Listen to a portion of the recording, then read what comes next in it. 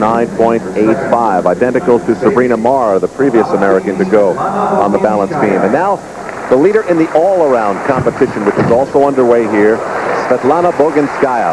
And she started off with a very difficult front flip mount, right into a gainer. This is a difficult event for her because sometimes she lets her nerves get the best of her. Concentrates very hard. Back handspring, lay out back handspring, and she nails that run. More and more you're seeing three acrobatic movements in a row. Combination tumbling. At one time that would have been thought impossible.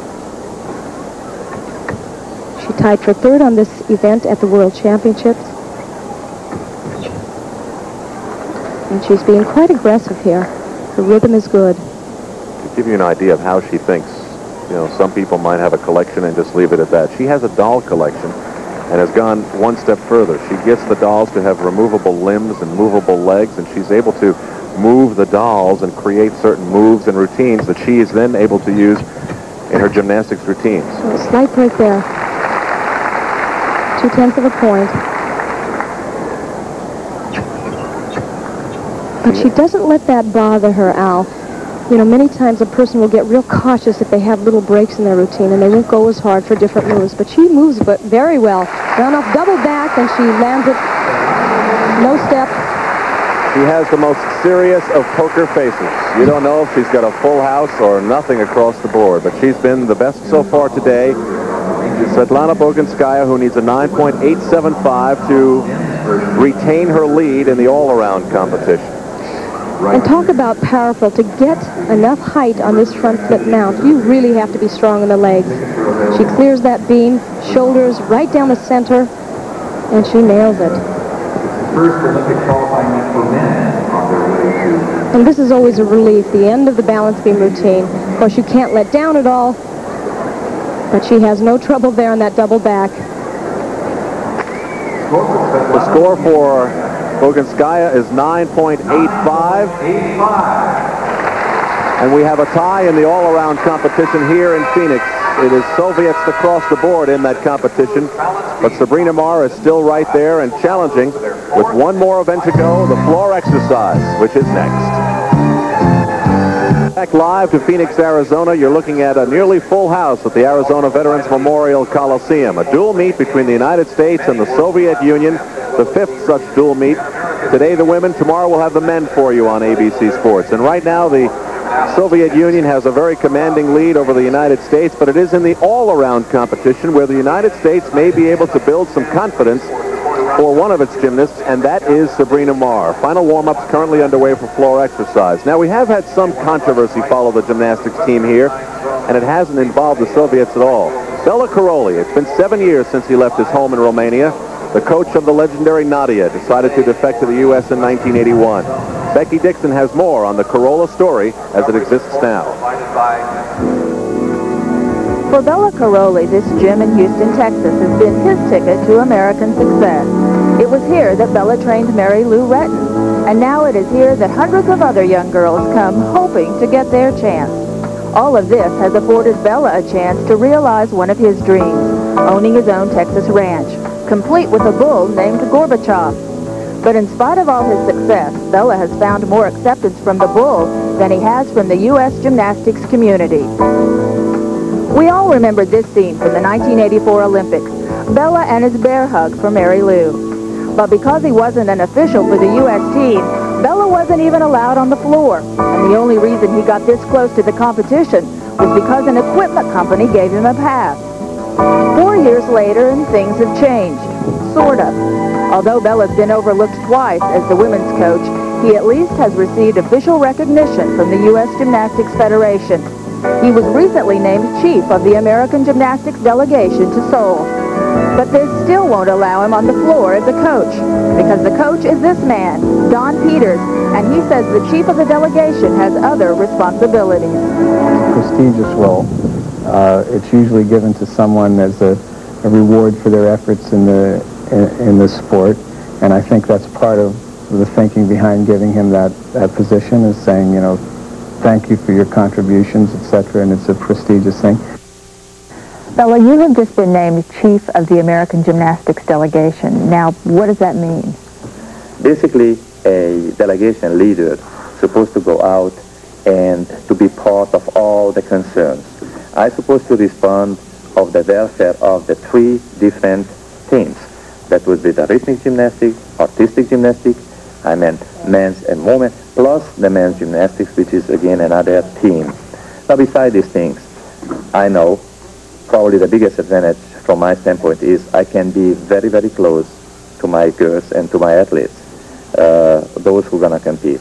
And that's going to give me an opportunity to communicate with them, to give them the last indications, to give them the little boost what they really, really need on those very important moments. But you're not the coach. I'm not the coach. I think he's going to play a very instrumental role in the politics that's involved in that. And that's, I think, going to be his main function. What about coaching? No, I'm the coach. Bella's the delegation leader. Do you think there will be a conflict? No, I guarantee you there won't be. So this oft-times uneasy situation in which Don Peters has retained his power and prevented Bella Caroli from becoming an assistant coach through a 7-person committee which he appointed now seems to be a little bit better than it ever has been, because Mike Jackie, the executive director of the United States Gymnastics Federation, placed Bella Caroli in the position he has now. He does have some contact with the gymnasts, though not officially an assistant coach. This is Natalia Frolova as we begin floor exercise, the final routine.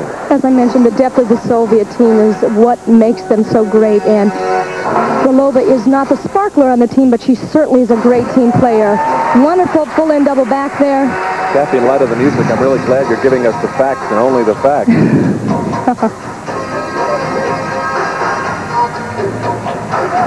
Soviet routines are always choreographed so well. They have 3 tumbling runs, whip over, back handspring, triple twist, not quite all the way around on that triple.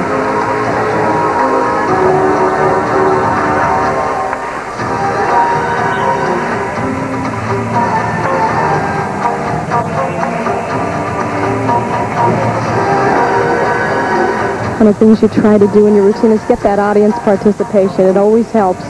If not the judges, the confidence level.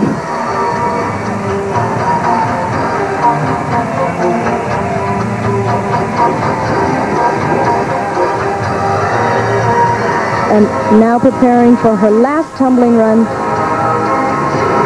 We always talk about endurance here. It's so important to really get that push for that last tumbling run. Double back, a little bit low, didn't get quite enough height.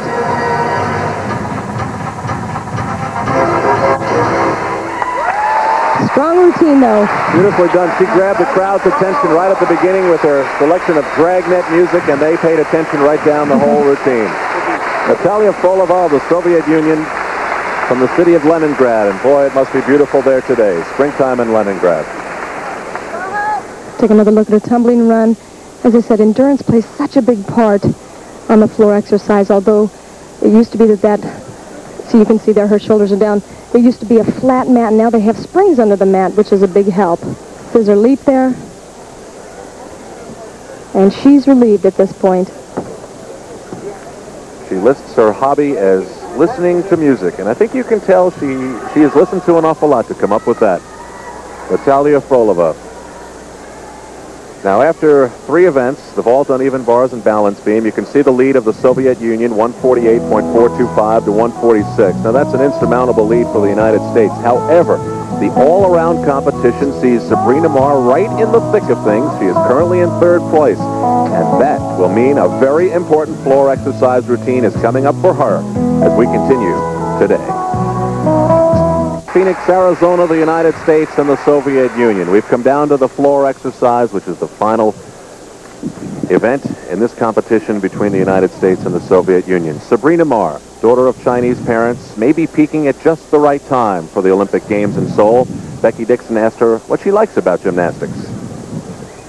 I like the travel. The travel comes in well for experience purposes, such as living with different families in different nations and countries. I think that pretty much is the best advantage. And I know you had a special trip to China. Yeah, that was the best trip by far. Just seeing my heritage and ancestry it was a lot of fun. Spivey scores. And Kathy, we have the good fortune of accompanying Sabrina on a lot of her ventures in and around Peking.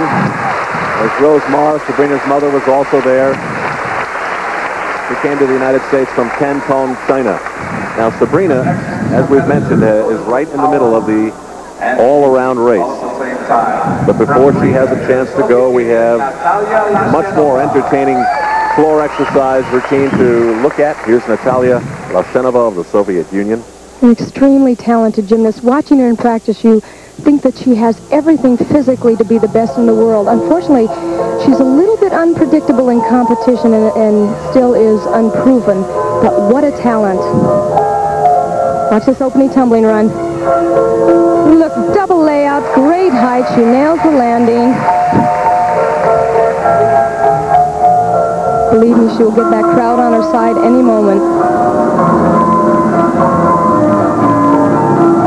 In a compulsory competition that was held earlier this week here in Phoenix, which did not count towards the scores that are being tabulated here today, Natalia was #1 of all the gymnasts. There's her whip over to a double tuck, and it's so easy for her. Great strength. Full twisting back handspring there. Secret to gymnastics, making it look easy.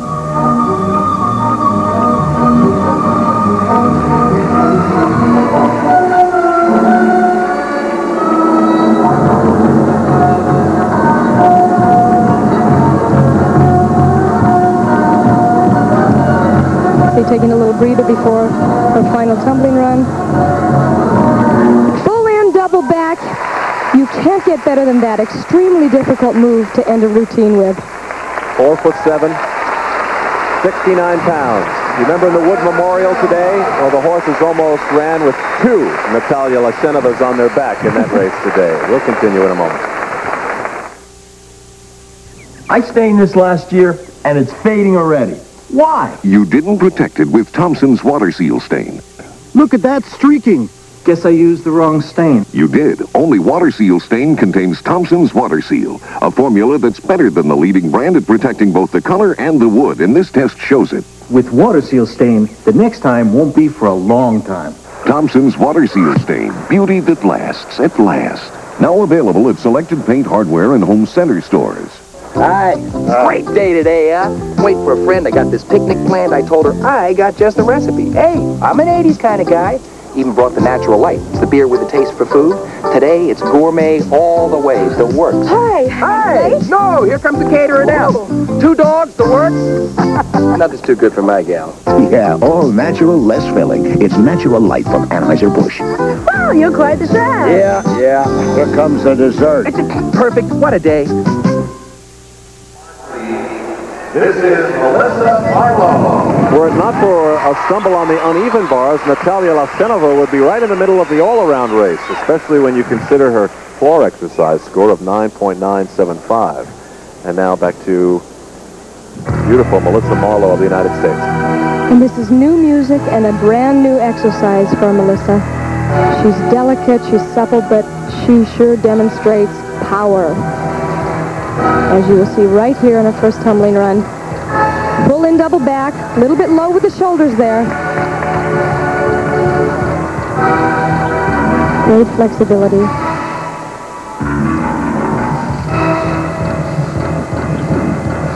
In 1987 was voted Athlete of the Year by her teammates.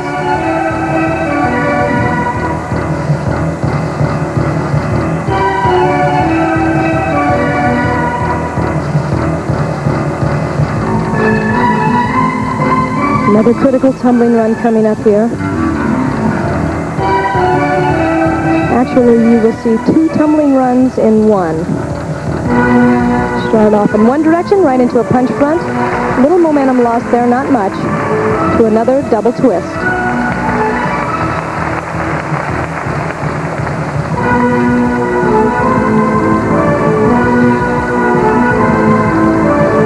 Of all the Americans, she has some of the nicest dance movements. Most polished in that area. And her last tumbling run, a double pike. Real low there. Just doesn't seem to have the energy. And a sigh of relief from Janine Marlowe. Melissa's parents are divorced, and unfortunately Janine sits there, and Father Jim is sitting somewhere else in the arena. We'll have her score in a moment. We're live in Phoenix.